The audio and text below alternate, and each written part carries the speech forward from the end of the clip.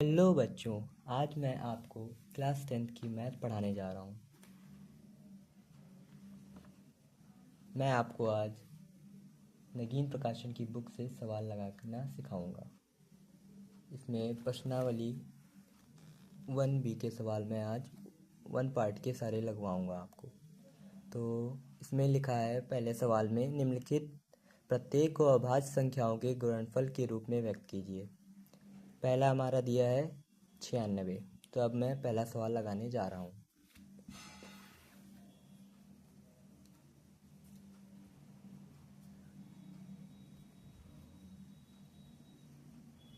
पहला हमारा दिया है 96।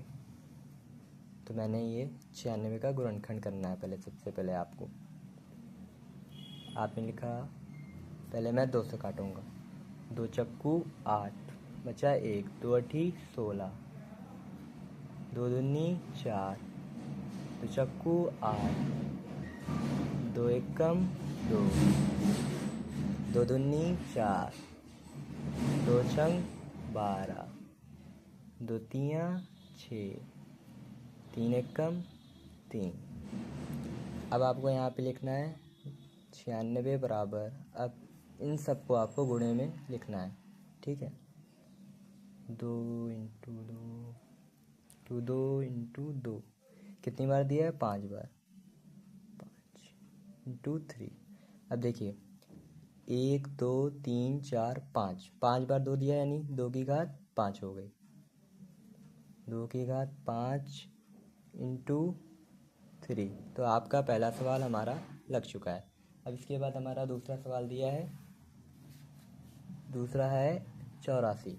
इसके भी हम गुणनखंड करके बताएंगे। प्रत्येक को अभाज्य संख्याओं के गुणनफल के रूप में व्यक्त कीजिए। अभाज्य संख्याओं के गुणनफल के रूप में हम इसको व्यक्त करने जा रहे हैं, ठीक है। दूसरा हमारा दिया है 84। तो ये हमने लिखा 84, ठीक है। ये हमने लिखा, पहले 2 से काटेंगे तो चक्कू 8, 2 दूनी 4, फिर 2 से 2 एक 2 दूनी 4, फिर 2 एकम 2। अब ये 2 से कटेगा, ये 2 से कटने वाला नहीं है। अब इसके बाद 2 से नहीं कटेगा तो हम 3 से चेक करेंगे, तो ये 3 से कट जाएगा। 3 की टेबल में 21 आता है, तो ये कट जाएगा 3 सत्ते 21। अब 7 किसी और टेबल में नहीं आता, 7 सिर्फ 7 से ही कटेगा, तो ये हम 7 से काट देंगे। फिर इसके अभी अभाज्य गुणनफल के रूप में हम इसको लिखेंगे। 84 बराबर 2 इंटू 2 इंटू 3 इंटू 7। तो यहाँ पे 2 बार दिया, यानी 2 की घात 2 इंटू 3 इंटू 7। ये दूसरा सवाल भी हमारा लग गया। इसके बाद हमारा तीसरा सवाल दिया है 150। तो अब 150 को भी हम अभाज्य संख्याओं के गुणनफल के रूप में व्यक्त करेंगे, ठीक है। तो हमने ये 150 लिखा।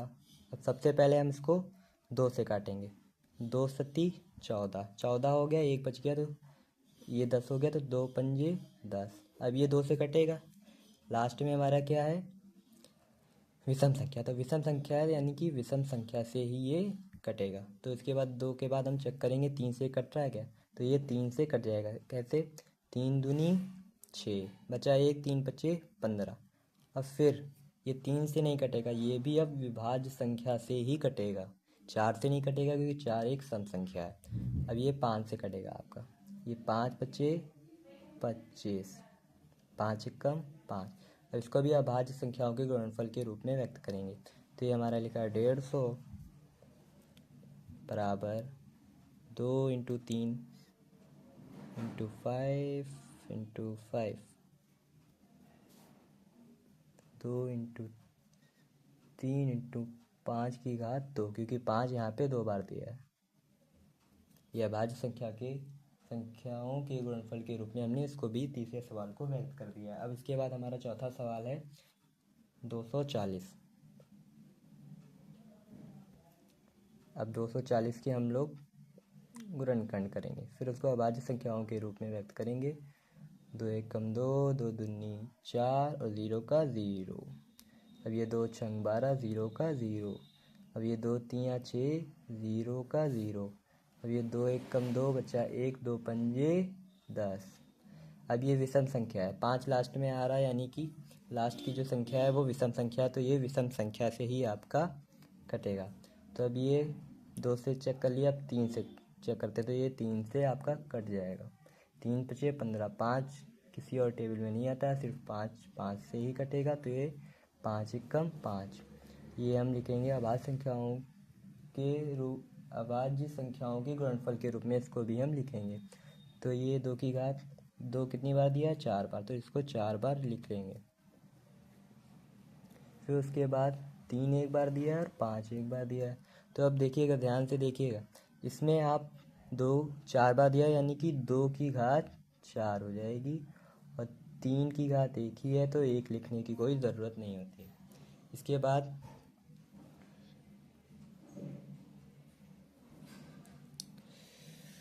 बाद आपका हम 5वां और 6ठा सवाल लगाने जा रहे हैं, ठीक है।